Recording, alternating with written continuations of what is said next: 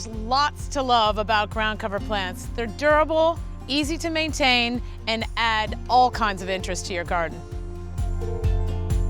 When it comes to ground covers, I think we all could get a little more creative instead of just using rocks or mulch. There are so many different plants that could take over the ground and help with erosion on slopes that you can't mow on, or in little crevices where you want a little green. So I'm going to show you a few plants to use in these situations. A great option is the Juniper procumbens nana, the Japanese garden juniper. Juniper is an extremely durable evergreen. It can grow over walls and rocks. It's deer tolerant, drought tolerant, and will grow together as a large, dense mat as long as you don't cut it back. It's a full sun plant that can be grown in zones 4 to 9, which is pretty much everywhere in the continental United States. I like to use the Japanese procumbens nana in gardens that have more of an Asian theme, that have rocks. It's more peaceful. They creep and crawl and grow around. It's a very good architectural element.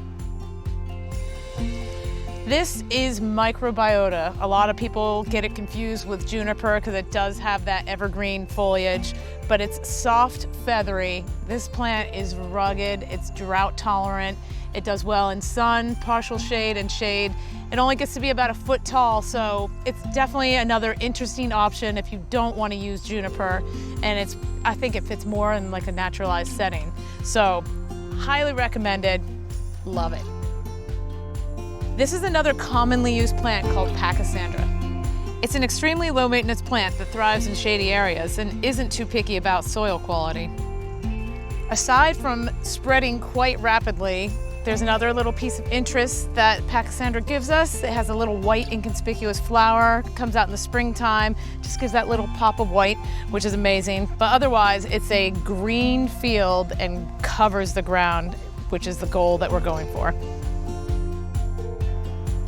This is Sedum John Creech. It's another stone crop, and it grows to 1 to 2 inches high, this nice thick mat of succulent foliage.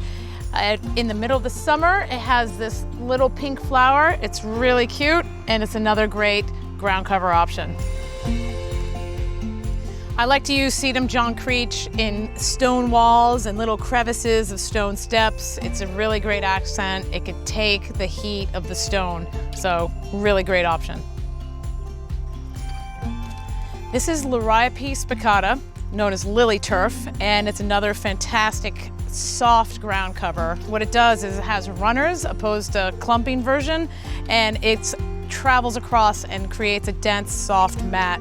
This one is also Liriope spicata, but it's a variegated variety, adds a little color and pop in the landscape.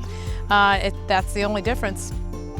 I like to use Liriope when I need a more naturalized setting, like under birch trees or under dogwoods. It just really puts a nice, calming, relaxing vibe in the garden space.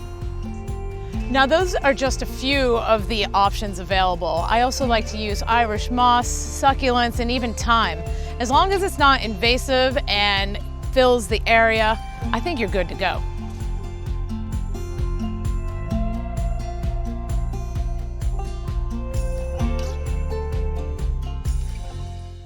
Thanks for watching. This Old House has got a video for just about every home improvement project, so be sure to check out the others. And if you like what you see, click on the subscribe button to make sure that you get our newest videos right in your feed.